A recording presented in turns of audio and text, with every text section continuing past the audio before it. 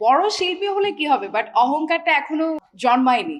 বড় সঙ্গীত শিল্পী হলে হয় না, মনের একটা বিষয় থাকে। 2 থেকে 3 জন শিল্পী ছাড়া আমরা আর অন্য কাউকে দেখতে পাই না। বর্তমান সময়ে দর্শকের আমরা বর্তমান সময়ে এখন দেখতে চাই মানে দেখতে পাই কি ফোক সং এর প্রতি এখন আমাদের জনপ্রিয়তা খুব বেশি। হ্যাঁ, যে মাটির গানের প্রতি আমরা পুরনো যে ফোক গানগুলো সেগুলোকে আমরা নতুন ভাবে আবার প্রেজেন্ট করছি। হ্যাঁ, এই তো ভালোই লাগে আমাদের কাছে যে আমাদের বাংলা গান, মাটির গান এখনো আমাদের মনে মনে বেঁচে আছে।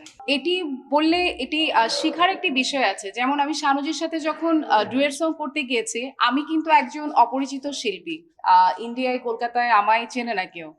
তো শানুজি একজন ইন্টারন্যাশনাল আর্টিস্ট, উনি উপমহাদেশের অনেক জনপ্রিয় একজন সঙ্গীত শিল্পী। তিনি যখন আমার সাথে গান গাইলেন, তিনি বরঞ্চ আমাকে অনেকটা হেল্প করলেন, আমাকে সহযোগিতা করলেন। হ্যাঁ, ওনার থেকে আমি একটা জিনিসই শিখতে পেয়েছি যে বড় শিল্পী হলে কি হবে, বাট অহংকারটা এখনো জন্মায়নি। হ্যাঁ, আমি যেমন আমার হাই পিচে কিছু প্রবলেম বা একটু হয় যে একটু 19-20 তো আমাদের সুরে তো হতেই পারে। তো তিনি দেখলাম খুব চমৎকার ইন্সপায়ার করছেন যে আরে মেয়েটা তো ভালো গাইছে, মেয়েটা খুব সুন্দর গাইছে, তুমি অনেক চমৎকার পারফরমেন্স করো, মানে এই তো এই টাইপের কিছু ইন্সপায়ার, কিছু মোটিভেট পাওয়া যায়। হ্যাঁ, তো তখনই শিখলাম যে না আসলে শুধু সঙ্গীত শিল্পী বড় সঙ্গীত শিল্পী হলে হয় না, মনের একটা বিষয় থাকে যে মন থেকে কিছু একটা ব্যাপার থাকে। এই তো এটি বলতে গেলে বলবো যে এটা একটা সিন্ডিকেট একটা ব্যাপার স্যাপার আছে। আপনার সঙ্গীত শিল্পী, আপনার যাকে পছন্দ আপনি তাকে দিয়ে গান করান। এটি একটা সময় খুব ছোট ছিলাম, তখন বলার সেই সাহসিকতা আসতো না, খুব ভয় পেতাম কথা বলতে। এখন কথা বলতে আর ভয় পায় না, এখন একদম প্রাণ খুলে বলি যে আপনার সঙ্গীত শিল্পীকে আপনিই গান করান। আপনার পরিচিত যে সঙ্গীত শিল্পী, আপনার যার সাথে কমিউনিকেশন খুব ভালো, আপনি তাকে দিয়ে গান করান। বর্তমান সময় 2 থেকে 3 জন শিল্পী ছাড়া আমরা আর অন্য কাউকে দেখতে পাই না সঙ্গীত জগতে। তো এটি নিয়ে আমাদেরও একটি ক্ষোভ আছে।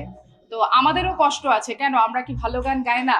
ভালো গান যদি না হয়ে থাকে ফেলে দিন। আমরা একবার ভয়েস দেওয়ার পরে যদি সেই গান প্রডিউসার, ডিরেক্টর যদি পছন্দ করে না থাকে, সেই গান ফেলে দিন, আমাদের কোনো কষ্ট থাকবে না।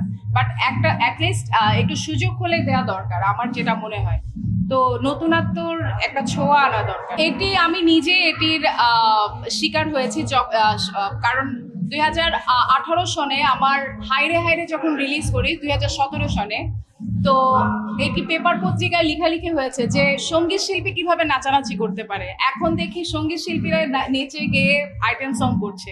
এই তো স্টেজ পারফর্ম এবং studio, there is too much difference. কারণ আমরা স্টেজের বিষয়টা হয় কি, স্টেজে আমরা লাইভ গাইছি, যেমন আমি এখন আপনাকে লাইভ টেলিকাস্ট, আমি লাইভ বলছি। বাট স্টুডিওর বিষয়টা থাকে কি যে স্টুডিওতে আমি চেঞ্জ করতে পারছি। হ্যাঁ, যে আমার একটু সুর 19-20 হয়েছে, সেটা আমি চেঞ্জ করতে পারছি।